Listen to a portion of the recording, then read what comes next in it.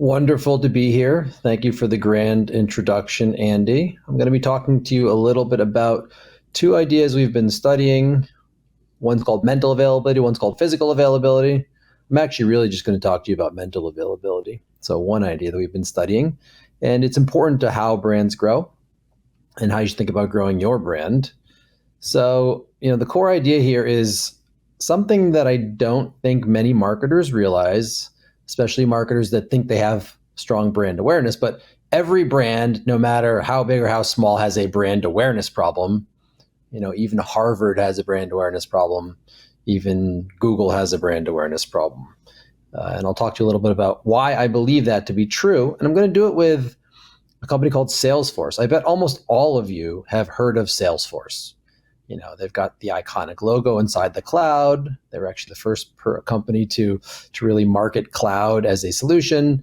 They do one of the biggest events in the world. It's called Dreamforce. 135,000 people descend upon San Francisco every year. They've got this enormous Salesforce tower in San Francisco. Mark Benioff is a very famous CEO. A lot of companies use Salesforce as their CRM. By almost any measure, you would say Salesforce, being a $200 billion company, does have high brand awareness. But I'm here to tell you that they actually still have a brand awareness problem. So this is Colin Fleming. Colin is in charge of global brand at Salesforce, got a very big job, spends a lot of money, very smart gentleman. And Colin actually explained to us in some ways that he found through their research they had an awareness problem. I mean, we have a way of thinking about awareness and a brand awareness problem, but Colin also believes they have a brand awareness problem. And what Colin told us is, people have heard of Salesforce, so everybody knows the name Salesforce, but what we found is very few people understood how to use their product or service in order to grow. And many people didn't feel in their category that Salesforce was a solution that could work for them. So despite being a $200 billion company that everybody's heard of, they still have an awareness problem. And the reality is that brand awareness isn't the right way to think about your brand or your school. What you really want to think about is awareness in buying situations. So what we call situational awareness, or what Jenny Romaniak, the technical term for it is mental availability. And really what you want is mental availability. And mental availability, I like it. I love it, in fact, because it's a quantitative explanation of how likely your brand is to come to mind in a buying situation. And Dan talked a lot about the need to be, one of the first or second schools in the consideration set, right? So you've got to have high mental availability. You've got to be most likely to come to mind in a buying situation. In your situation, obviously, it's an enrollment situation. So let's talk a little bit about the difference between brand awareness and why I don't feel that's actually quite all that useful metric, and what I do think is a better metric, which is mental availability or situational awareness. The problem with brand awareness is it's really it's not customer focused, let's call it. It's not student focused. So what brand awareness actually does is it says something like, when you think of buying a technology solution, do you think of Salesforce? Or when you think of going to a school, do you think of Harvard? And, the reality is big schools, big companies, everybody's heard of them. But that doesn't really help you all that much. It just tells you that people have heard of you. It doesn't tell you whether you come to mind in a buying situation. There's even this idea called brand salience, which is if you ask people to name schools, what are the first 3 schools they name? And then you add up the number of times a specific school comes up first, and that is the most salient school. It's called top of mind awareness. Again, that doesn't really help. What helps is actually coming to mind in what are called category entry points. Category entry points don't ask about the brand or the school. They ask about the situation in which you decide to buy a brand or go to a school. And so you don't care about awareness, you care about availability because it's more customer or student focused. So this idea is actually, there's a wonderful phrase that's called, you care about share of mind, top of mind. And to do that, you need to care about what are called category entry points. So this is a fundamentally new way of thinking about brand awareness. It's not about, again, have you heard of my school? It's, why do you want to get a degree? How do you feel about getting a degree? Where would you like to do it, online or offline? When would you like to do it? Would you like to do it after your job? So you want flexible timing with classes? Do you want to do it full time? Do you want to do it with somebody else, some of your friends? So there's all these different questions. And the framework for this is actually called the That's called the 5 Ws, but that's strange because there's actually 7 Ws. But you want to actually go talk to a bunch of prospective students. You want to ask them why they go to school, where they might go to school, who they might go to school with, or who they might want to study under, when they want to do it, where they'd like to do it, all these different questions. And now what you've done is you've focused on the student and what the student cares about. And these are the sorts of ideas, they're called category entry points, that you use in your advertising as a way to compel them to think about your brand, to link them to the key situations that are actually important to them making a decision. So this is really quite important.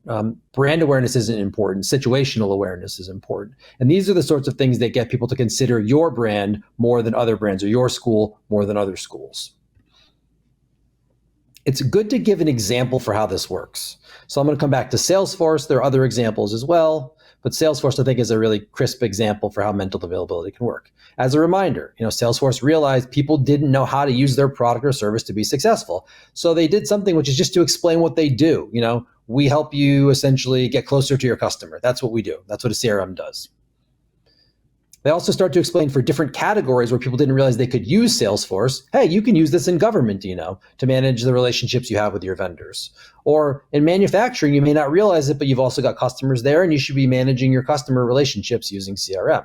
So this is how Salesforce launched what's called its Trailblazer campaign with this character Astro and the Salesforce branding. They launched this campaign to build mental availability, which is linking the brand to key buying situations. And the key thing is to understand is that you pull those buying situations out of the mind of your consumer. So marketers often want to say, our school does this, or our school's great at that.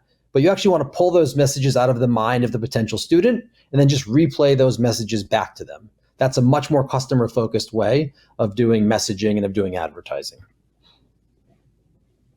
Now, why, in fact, do we care so much about situational awareness? It actually has a lot to do with this idea of the 95-5 rule. I mean, most marketers today, they want to work at the bottom of the funnel. They want to immediately convert students. And in fact, that's not the biggest opportunity in marketing. The biggest opportunity in marketing is building what I just talked about, which is mental availability or situational awareness. And this 95-5 rule explains why. So there is this, I think, fundamental myth in marketing, and in particular in digital marketing, that you can convert people right away, that you will really grow your brand by moving buyers down the funnel right away and getting them to enroll. We have a data point we pulled from a recent survey we did. We asked marketers, do you expect your results mostly to happen in the short term or the long term? And everybody expects immediate results. 96% of marketers expect immediate results from their campaigns. And you will get some immediate results from your campaigns, don't get me wrong. It's just that is not the biggest opportunity. So the myth is that you can actually generate a ton of sales immediately. The fact is that most of the people you care about reaching and building consideration with, they aren't even in the funnel yet.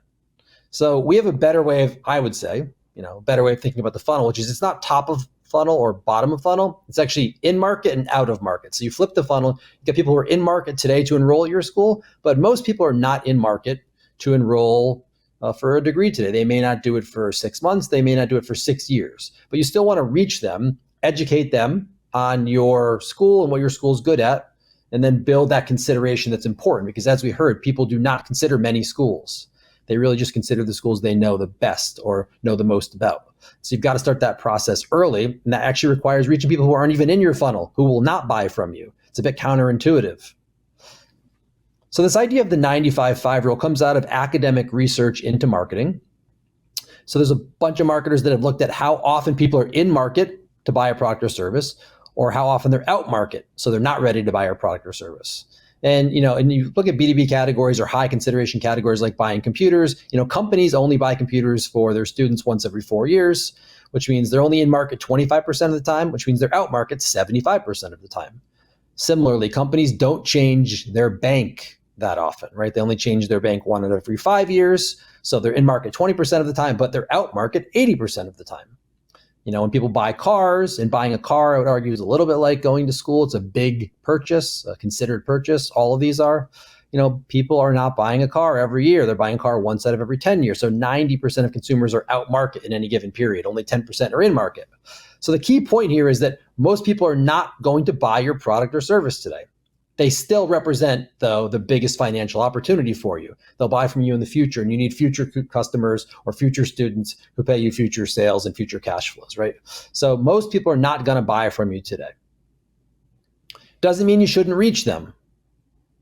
Right? There's too much targeting at the bottom of the funnel, trying to fight over people who are going to reach you today or buy from you today. There's very little focus on the people who will buy from you in the future. There's much less competition there, and I think much more opportunity there. And this idea actually of the 95-5 rule, we wrote this paper with a professor named John Dawes from the Ehrenberg Bass Institute. It's the biggest marketing science university in the world down in Australia. They are brilliant. And he makes the point that essentially was made earlier around consideration and around the importance of brand awareness, or what I'm calling situational awareness. He says you have to essentially reach people who are not going to buy from you. And the reason you do that is so when they do enter the market at some point in the future, your brand is the one they're familiar with. And they're only really going to buy from brands that they know and are familiar with. And there's tons of evidence that we buy the cars we know better, we go to the schools we know better, we click on the things or brands we know better. So the idea that you can just wait till people enter the market and then target them or retarget them, it's a myth. It's not actually how marketing works. It's not how buyers actually move through the buying journey. So you've got to think about reaching people well in advance. This is a data point we have actually from our own research around how often people consider, or how many banks people consider when buying banking services. And people don't really do a lot of research. This is, I think, another fundamental myth. Marketers think that people think a lot more than people think. What we do is we just buy from the one or two brands that we know. In this case, it's banking. If you think about the research that Dan talked about earlier, that's schools. But what's interesting is this idea just generalizes. People buy what we know, not the best thing that's out there, just the thing that's good enough that we know. There's a gentleman named Herbert Simon who actually won a Nobel Prize in economics for this idea called satisficing. And satisficing is we just buy the thing that's good enough to satisfy our needs. We don't buy the best thing out there. So in our case, buyers don't really do that much research. Students don't really do that much research. They mostly just buy what they know. And you've got to reach them well in advance and consistently over time. So when ultimately they do buy, they buy you because they know you. This is just the idea that even in high involvement purchases, there's very little evaluation that occurs. Again, this is something marketers don't think a lot about. You know your brand, you know your school exceptionally well. You assume everybody else wants to do as much research on your brand and your school, and that's just not how the world works. So think more about satisfying and reaching people early to build awareness around the key situations or key things that matter to them. And that research earlier was great. It showed people want flexible classes. That's a great example of a category entry point that builds situational awareness that's likely to get somebody to enroll in your program. A core idea here is people worry too much about clicks. Sure, some people are going to click and enroll immediately. But again, 95% of people are out of the market, right? They're not in the market to buy your product or service. So what do? You want to build memory or links between your school and the key buying situation. So flexible classes, or can take it with my colleagues, whatever the ideas that are core to them are. And I would go back and look at some of that Ipsos research because it had some of those core ideas. But you want to be memorable. You don't even want to be clickable. So how do you actually build mental availability, right? I'll be very prescriptive about it. You want to reach all of the people that matter in a category, and it's the in-market and out-market buyers. There's far too much hyper-targeting today. Everybody needs to relax a little bit with their targeting and reach a lot more people, recognizing it's okay they're not going to buy from you today. That's part of building demand for the future when they do enter the market. You want to message around the key category entry points. Again, I think the Ipsos research did a good job outlining what some of those category entry points are, but you should go talk to a bunch of prospective students and figure out what matters to them. Is it price? Is it value? Is it the credential? Is it the flexibility? You want to identify a bunch of those ideas and then play those. So pull those messages out of the mind of the prospective student and then play it back to them in advertising. So you become most linked to those key benefits or key ideas. Then you want to brand your stuff especially well. And I'll talk a little bit about what that means in a minute. But LinkedIn Campaign Manager, in my opinion, is the most underutilized tool to do targeting and segmentation in all of marketing. People obviously put down on their profile who they are, where they are in their journey or their customer journey or their student journey. and we give you a very precise understanding of the category and how many people you need to reach. So, if there's 10 million people, you want to reach all 10 million people. That's what it means to reach everyone in the category. Maybe there's 1 million people in your category, you want to reach 1 million people. The point is, too much hyper-targeting, broaden your targeting. Our campaign manager tool is exceptional at doing this. It's also free. I'm not selling you anything other than the ability to freely access extraordinary business intelligence here. Again, this idea of category entry points, look at the Ipsos research, talk to prospective students yourself, identify the 5 or 10 biggest ideas, and then make your advertising about those 5 or 10 big ideas. I'll repeat what I said earlier. Marketers today do it the wrong way. They think, my school's good at this, my school's good at that, my school's good at this. I'm going to tell you how great my school is. The messages you want to put in your advertising are not the things that come out of your brain or your colleagues' brains. They are the messages that come out of your students' brains or potential students' brains, right? And if you run media evenly spaced over the course of the year with those messages, you'll build strong associations between your school and those key things that students care about. That is what is strong mental availability around who, what, when, where, why, all of that stuff that really matters. This is how Salesforce is doing it, just as a reminder, right? You can do it by category. You can do it by kind of benefit. There's a couple of different ways to do it, but you've got to do it this way. And then branding, Salesforce has very distinctive branding. They've got this very iconic logo. They've introduced this character named Astro, who is kind of the equivalent of Mickey or Minnie Mouse, but for Salesforce. If you want to understand what great branding looks like, I would encourage you to go look at Liberty Mutual. Liberty Mutual, you've probably seen millions of their ads on YouTube at this point. Go look at how aggressively they brand their ads. I would argue almost everybody underbrands their advertising today. And people are not going to, if they can't remember which brand the ad came from, they're not going to be able to buy that brand. So you got to be correctly linked with the brand, because people can only buy the brands that they remember ran the advertising. So branding, extremely important. Almost everything is under-branded today. To kind of bring this story full circle, Salesforce set out in 2019 to build more situational awareness, recognizing they weren't linked to the right categories and the right buying situations. And they've done a really good job at a massive scale, reaching a lot of people, linking to more buying situations. And, they've accelerated an already strong business. So, they were doing this before pandemic. I think the benefit of great marketing is that it just accelerates an already great business, or in your case, accelerates an already great school. There's really interesting research, which we have started to investigate ourselves, on what's called mental market share. The mental market share simply means if I list out all the key things that students care about, so flexibility and value and teacher and, maybe, the job I can get and the credential value, like whatever those key category entry points, if you list all of them out and you look at where you score against your competitors, so you might just say, like, we ask 100 people, like, when you think of flexible classes, who do you think of? Is it DeVry? Is it, Harvard? Right? And you're going to get a score for all that. And you can see where you're strong and where other schools are strong. And if you're more strong on more associations, that essentially correlates really well to market share. So mental market share drives traditional market share, or we say win the mind to win the market. This is a wonderful idea. This is at the cutting edge right now of marketing science. We'll be talking a lot more and thinking a lot more about it, and we'll be sure to share that with you. That is, that's the bit. That's the show. So I will turn it back over to Andy and see if we have any questions. Excellent. Thanks so much, John. Excellent session that you just reviewed with us there. I have an initial question. This is from myself. It's fall time. It's no secret that you're big into pumpkin, John. But of all the pumpkin treats, which one ranks highest?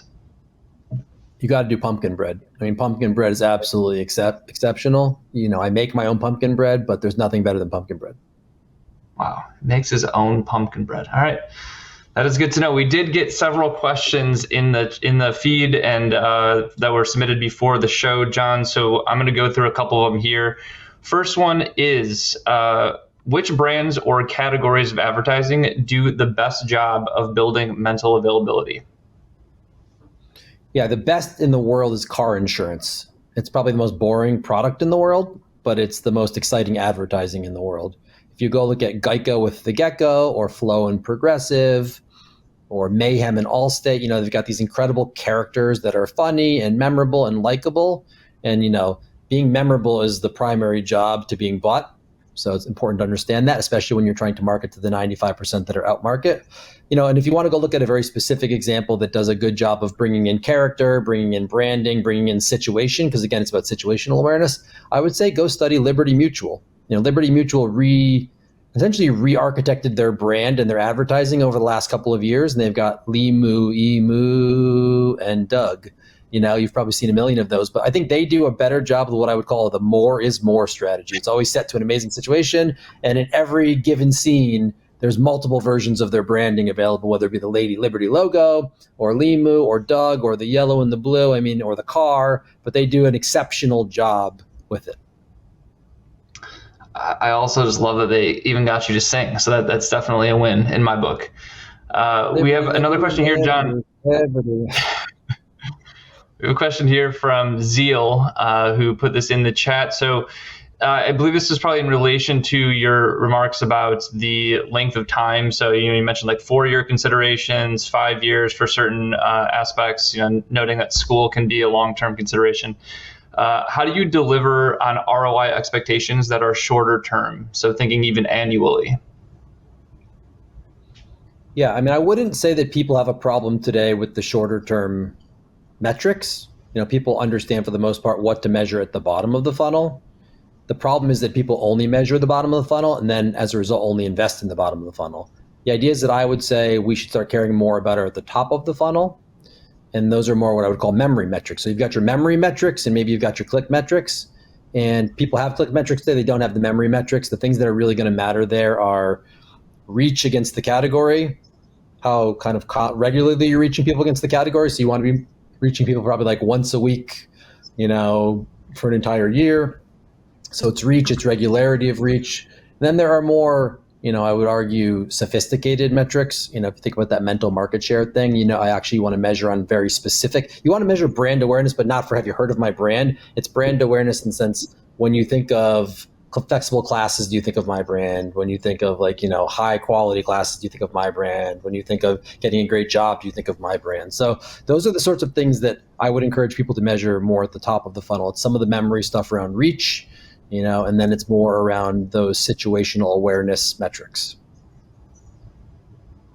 Excellent. Yeah, that definitely makes sense. I think that it's good to have multiple different layers of thinking about how your measurement strategy is really going into play. So all makes sense there. So next question here, is there a magic number in budget split between brand and lower funnel?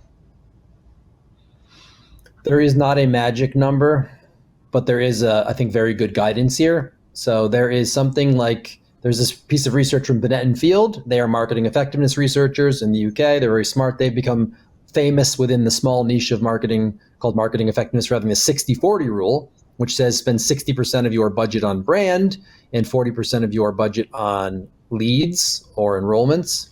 And I would say that that number is probably a reasonable number, but I would say it's probably even higher. You almost in some ways want to align your budgets to your customers, right? And in that case, it's somewhere between like 80 and 90%. But I would say, between 60 and 80% of your budget should be spent on brand building demand. And then when people enter the market, in some ways, they're going to convert themselves. They're going to sell themselves. So you probably only need 20% of your budget there running, something like an enrollment form or a lead gen ad. So I would say, for me, 80-20, also known as Pareto's principle, is a good split. Okay, going back to the principles, I like it. This actually question lines up perfectly with that response. So how do you recommend you sell branding campaigns to leadership as the results are not immediate? So you get what I'm saying? Is,